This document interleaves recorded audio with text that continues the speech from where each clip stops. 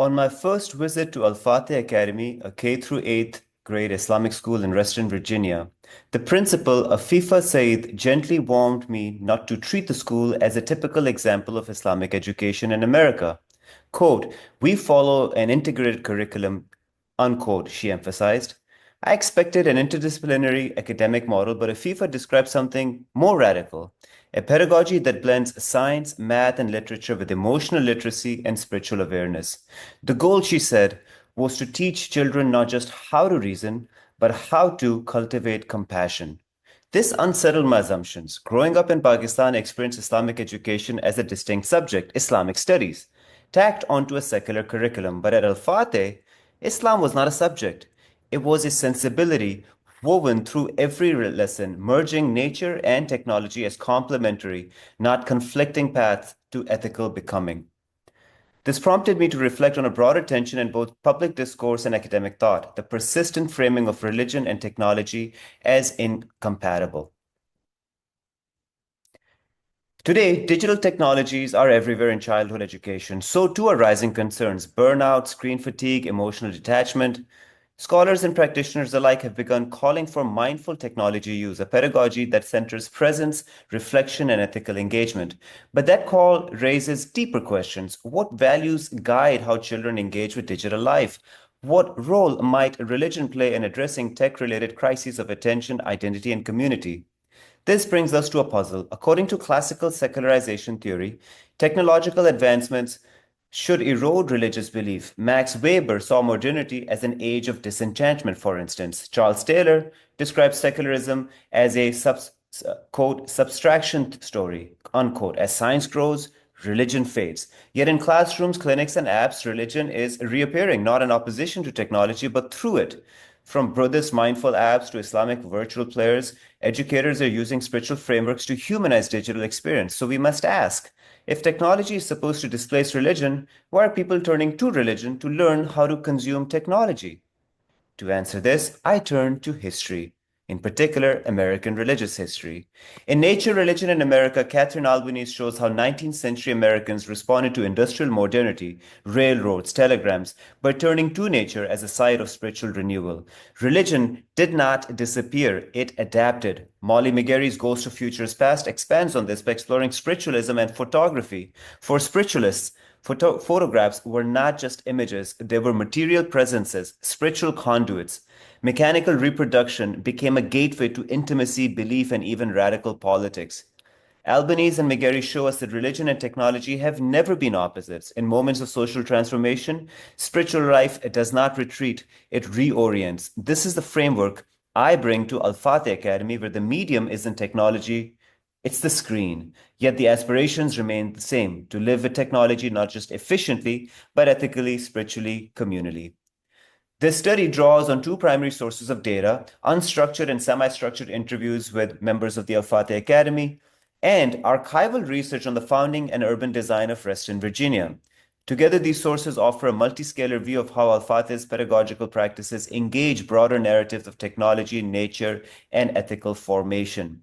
I conducted in-depth interviews with teachers, counselors, the principal, and parents, focusing on how they understood the school's integrated curriculum, the use of digital tools, and the goals of Islamic education.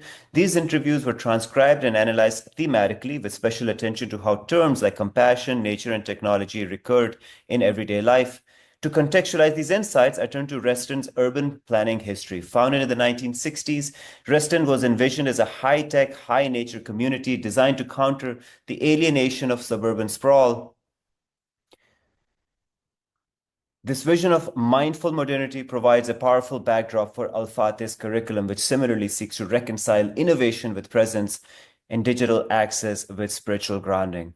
So from here onwards, I will be sharing some ethnographic vignettes and share my research findings. But as you go through these PowerPoint slides, you will be taken back in time to 1960s and 1970s Reston. Paired with my script and these images, I want you to think about how Al-Fatih Academy is drawing upon a landscape that had materialized the very vision of an integrated curriculum whereby nature, technology come together in the formation of a new, radically inclusive kind of community.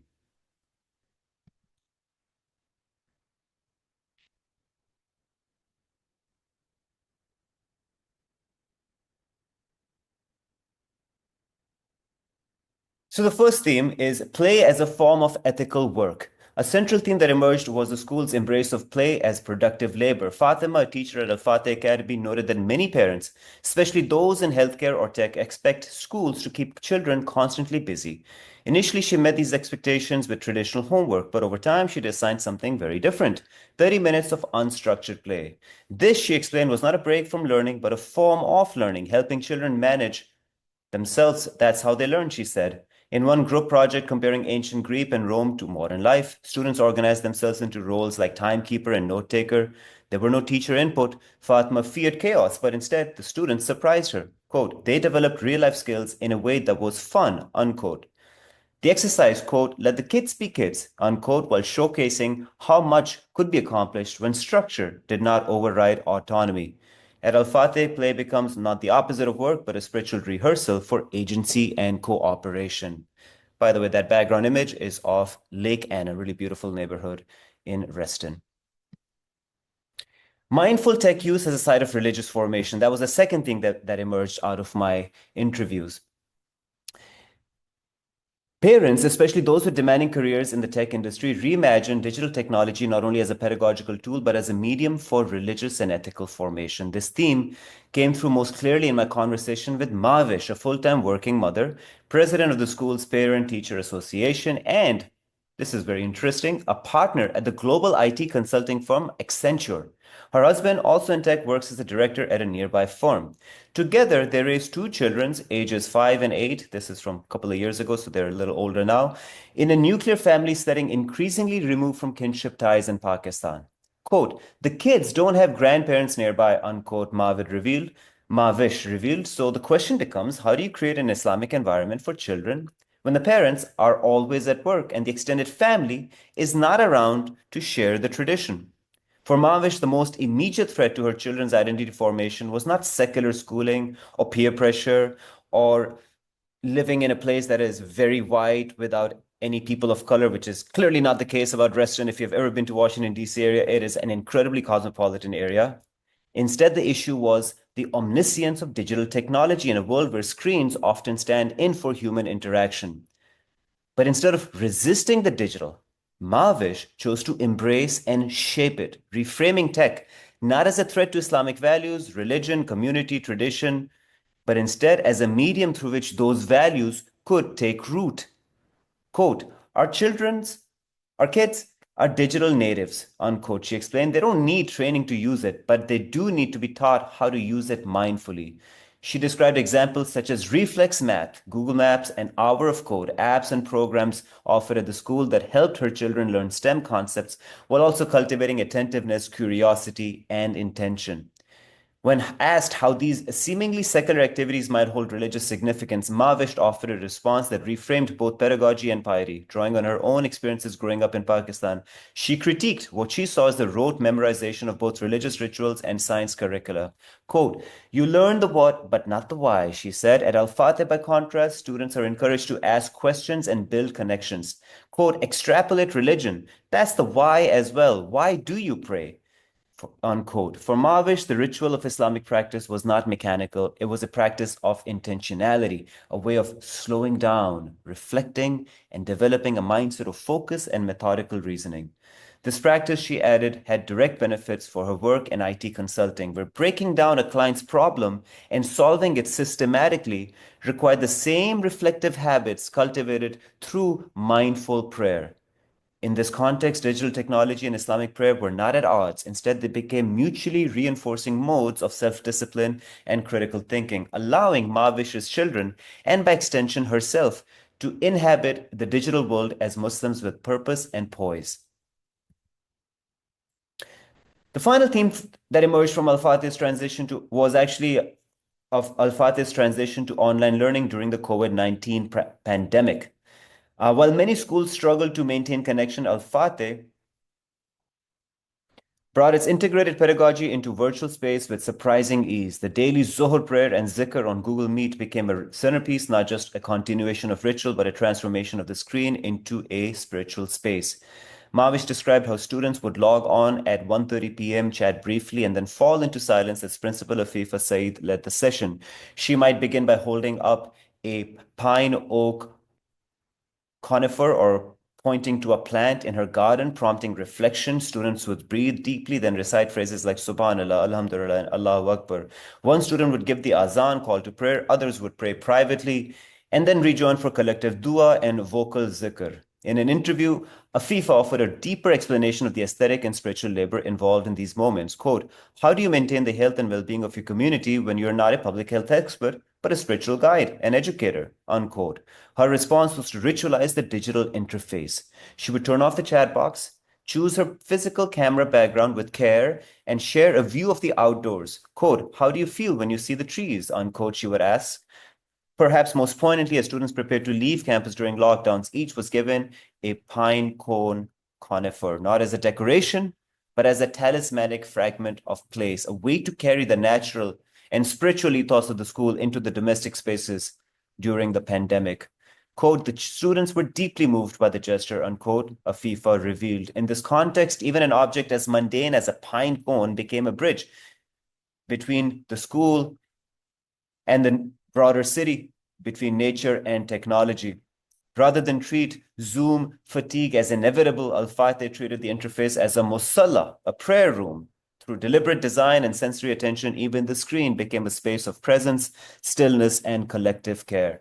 In a world where play is often viewed as idle and screens as distractions, educators and parents at Al-Fatih frame both as essential mediums for ethical growth.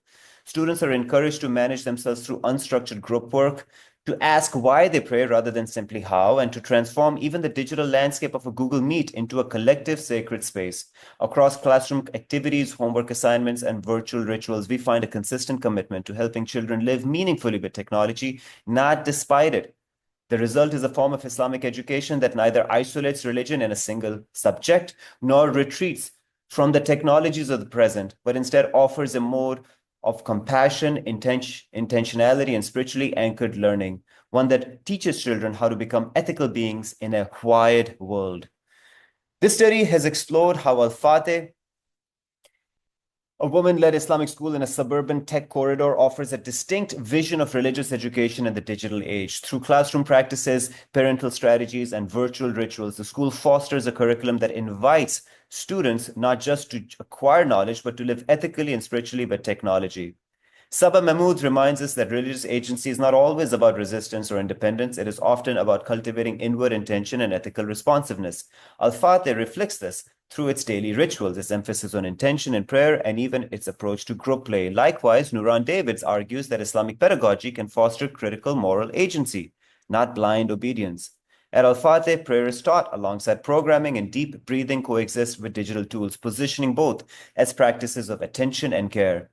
This ethnography also contributes to Islamic feminist scholarship by shifting the conversation from visible symbols of piety like wailing to the ethics of tech use. In this case, women are not leaving tradition behind to gain empowerment as tech consultants. They are instead reinterpreting both religion and technology to build new ethical worlds for their children, ones grounded in compassion, reflection, and intentionality.